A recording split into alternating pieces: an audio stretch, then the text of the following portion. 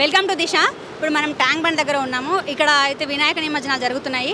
ఇన్నటి నుంచి కంటిన్యూస్గా జరుగుతున్నాయి, ఇంకా జరుగుతున్నాయి. రేపు ఎల్లుండి కంప్లీట్గా వినాయక నిమజ్జనాలు అయిపోతాయి. సో ఇప్పుడు మనం ఇక్కడికి వచ్చిన వాళ్ళందరినీ ఒక ఇంట్రెస్టింగ్ క్వశ్చన్ అడుగుదాం.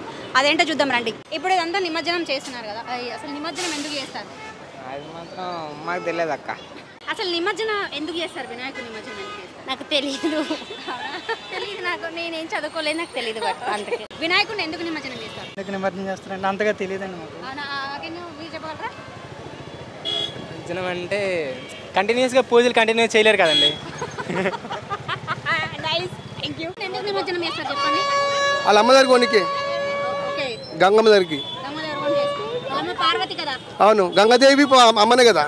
Okay, thank you, nice answer. ఇంకా మీరు వినాయకుని ఎందుకు నిమజ్జనం చేస్తారు? ఎందుకంటే తన అమ్మ దగ్గరికి వెళ్ళడానికి, కైలాసానికి వెళ్ళడానికి. ఓకే, పార్వతి దగ్గరకా గంగ దగ్గరకా? పార్వతి కదా వాళ్ళ అమ్మ. సో ఇప్పుడు గంగ దగ్గరికి వెళ్తున్నారు కదా. ఇప్పుడు గంగమ్మకి ఇస్తేనే కదా పార్వతి దగ్గరికి వెళ్తారు. నేను 6th క్లాస్లో చదువుతున్నాను, Narayana school, Vanasthalipuram, Prashant Nagar. Thank you. నా పేరు అభిరామ్. Abhiram, nice answer. మీరు చెప్పండి, నిమజ్జనం ఎందుకు చేస్తారు వినాయకుడికి? గణేశుని 9 రోజులు పూజ చేసిన తర్వాత తన అమ్మఒడిలోనే వదిలి పలుకుతారు. తెలీదా? నిమజ్జనం అంటే ఆయన భక్తుడు, నిమజ్జనం అమ్మదారు కోతాడుగా పైకి, అందుకే చేస్తారు నిమజ్జనం. మన దగ్గర వాళ్ళ మమ్మీ దగ్గరికి వెళ్ళిపోతాడు.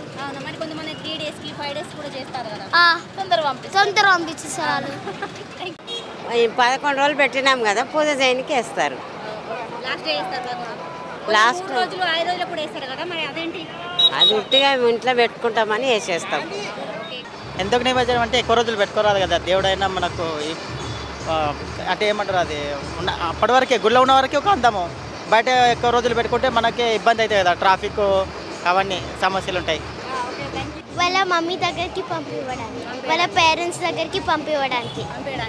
ఓకే, అప్పుడు మరి ఎందుకు తీసుకురావడం వాళ్ళ పేరెంట్స్ దగ్గర సపరేట్గా? It's okay. యా, మీరు వినాయకుడిని ఎందుకు నిమజ్జనం వేస్తారు? ఎందుకంటే వాళ్ళ పేరెంట్స్ దగ్గరికి తిరిగి వెళ్ళడానికి.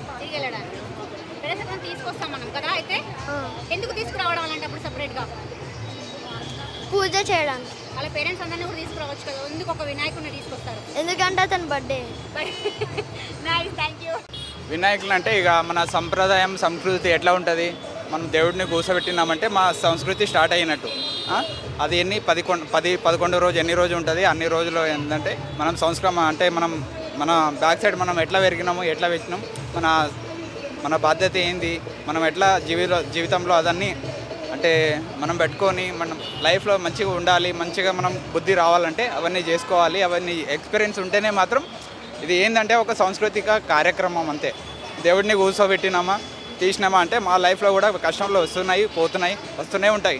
అవన్నీ పట్టించుకోవద్దు, అంతే వస్తాయి పోతాయి అంతే. అది ఆ మ్యాటర్ కోసం ఇది మన గణేష్ నిమజ్జనం అంతే. Okay, thank you. దేవుడు చాలా గొప్పగా ఆడు కదా, సో ఇలాంటి మురికి నీళ్ళలో వేయడం ఎందుకు మరి? మేడం, మీరు దేవుడిని ఎవరిని అంటారు? దేవుడని నాకు చెప్పండి. ఒక మ్యాటర్, చిన్న మ్యాటర్ చెప్తాను మీకు. దేవుడని ఎవరిని అంటారు? ఎవరిని? అది మూర్తి, మూర్తి అది.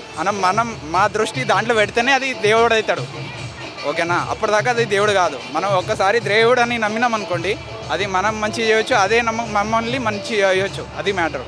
మనం అలా చాలా పవిత్రంగా చూస్తాం కదా, అలాంటప్పుడు ఈ వాటర్. మేడం, ఇది హైదరాబాద్ సిటీ, పెద్ద సిటీ, మీకు తెలుసు.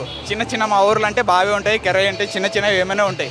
ఇక్కడ ప్లేస్ లేదు కదా, ఇప్పుడు పబ్లిక్ ప్లేస్ కదా, ఇబ్బంది అవుతుందని ఇక ఉన్న చోట్లనే సరి చేద్దామని. ఓకే, అట్లా. Thank you. వినాయకుడు ఎందుకు నిమజ్జనం చేస్తారు? వినాయకుడికి ఎందుకు నిమజ్జనం చేస్తారు? జై బోలో గణేష్ మహారాజ్ కి జై. లేదు, చెప్పండి. వినాయకుడిని అందరు నిమజ్జనం చేస్తున్నారు కదా, పెద్ద పెద్ద వినాయకుడు చిన్నవన్నీ ఎందుకు చేస్తారు చెప్పండి. ఏమో తెలియదు. అటు అనట్లా, మా పిల్లల గణేష్ మండలిది ఇది. గణేశుడు అంటే మాకు చిన్నపిల్లలకి చాలా ఇష్టం అని చెప్పి చెప్పు. గణేశుడు మా పిల్లల మందలకి అందరికి ఇష్టం. వినాయకుడు అప్పుడు కథ రాస్తారు కదా, మహాభారత్ రాసేటప్పుడు వేడిగా అయిపోతాడు. వేడిగా అయిపోతే ఋషుడు ఏం చేస్తాడంటే వేడిగా అయిపోతుందా అని ఆయనకి చందనం రాస్తాడు. చందనం రాసి 11 రోజు కూర్చోబెట్టి చందనం రాస్తారు. రాసిన తర్వాత వేడి తగ్గకపోతే అప్పుడు వాటర్లో ఆయనకి 11 రోజు కూర్చోబెట్టి వాటర్లో నిలబెడతారు. అంతే నాకు తెలుసు.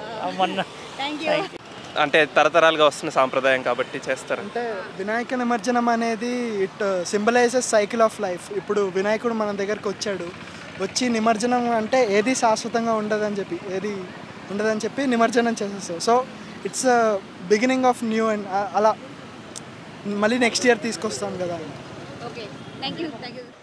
వినాయకుడిని అసలు నిమజ్జనం ఎందుకు చేస్తారో నాకు కూడా తెలియదు. బట్ 9 రోజులు పూజ చేసి ఎందుకు చేయాలి అనేది హిందూ సాంప్రదాయం ప్రకారం చేయకూడదని నేను అనుకుంటున్నా. ఎందుకంటే గుళ్ళో ఉన్న దేవుడిని బయటికి తీసుకొచ్చి పూజలు చేసి మళ్ళీ చెరువులో పడేయడం ఇది కరెక్ట్ కాదు. దేవుడిని దేవునిలానే పూజించాలి, దేవుడిని గుళ్ళోనే ఉంచాలి, పవిత్రమైన ప్లేస్లో ఉంచాలి, అపవిత్రమైన ప్లేస్లో పడేయకూడదు అనేది నా అభిప్రాయం. నిమజ్జనం ఎందుకు చేస్తారు? 9 రోజులు పెట్టినాక నిమజ్జనం చేయాలి కంపల్సరీ. అట్లే కాదు ఇక అంటే 9 రోజులు పూజిస్తారు కదా, ఇక కంపల్సరీ చేయాల్సిందే కదా. గంగమ్మ తల్లి ఒడిలోకి చేరాలని నిమజ్జనం చేస్తారు. ఓకే, గంగమ్మ తల్లి ఒడిలోకి. అయితే గణేశుడి వాళ్ళ మధుర పార్వతి కదా, ఎందుకు గంగమ్మ దగ్గరికి ఎందుకు పంపిస్తారు? పార్వతి దగ్గర కదా పంపించాల్సింది. ఎవరైనా అమ్మవారు ఒకటే కదా. ఓకే, వినాయకుడిని తెలీదా? వినాయకుడు ఎందుకు నిమజ్జనం చేస్తారు తెలీదా? నిమజ్జనం అంటే 9 days నుంచి వాళ్ళ తల్లి దగ్గరికి తీసుకెళ్తారు కాబట్టి తన గంగల ఒడిలో చేరుతారు. వినాయకుడు ఎందుకు నిమజ్జనం చేస్తారు? వాళ్ళ ఇంటికి కూడా వినాయకుడిని ఎందుకు నిమజ్జనం చేస్తారంటే ఆయన మనస్ఫూర్తిగా గంగమ్మ తల్లికి వాళ్ళ మమ్మీ దగ్గరికి పోవాలని ఆయన ఎంతో కోరుకొని వెళ్తాడు. ప్రశాంతంగా ఆయన అన్ని పూజలు 11 days కంప్లీట్ చేసుకొని ఆయన మనస్ఫూర్తిగా వెళ్తున్నాడు. ఓకే, గణేష్ ఇమర్షన్ रीज़न ఏంటి? रीज़न तो देखिए मैडम जी अच्छा ही है, लेकिन मेरे को एक बात अच्छी नहीं लगती. अपन 8 दिन तक रख लेके इसको पूजा करते हैं, गंदे पानी में ला के डालते हैं. पानी अच्छा रहना चाहिए ना, तो थोड़ा अजीब दिखता है, लेकिन अपना कल्चर है, अच्छा है. कल्चर है अपना इंडिया का अच्छा है, लेकिन गंदे पानी में नहीं डालना, वही बात है. और तो सब अच्छा ही दिख रहा है. ఎందుకు మళ్ళీ 9th డే రోజున 11th రోజున ఎందుకు వాటర్లో వేస్తారు?